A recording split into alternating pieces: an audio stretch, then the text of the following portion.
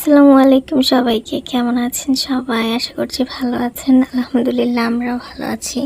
তো আজকে একটা ভিডিও শেয়ার করব। ওই দিন আমরা গিয়েছিলাম একটা সুশি শপে, আমরা সুশি খেতে গিয়েছিলাম। ফার্স্ট টাইম আমি গিয়েছি, তো আমাদের সিরিয়াল নাম্বার ছিল 216। আমরা বসে বসে ওয়েট করছিলাম, যাদের দুষ্টুমি দেখছিলাম বসে বসে। তো এইভাবে সময় কাটছিল। তারপর আমাদের সিরিয়াল নাম্বার আসে, তো আমরা সেখানে সেই টোকেনটা দিয়ে আমাদের টেবিল নাম্বার যেটা হয় সেই রিসিপ্টটা নিয়ে চলে যাই ভেতরে আমাদের খোঁজার জন্য।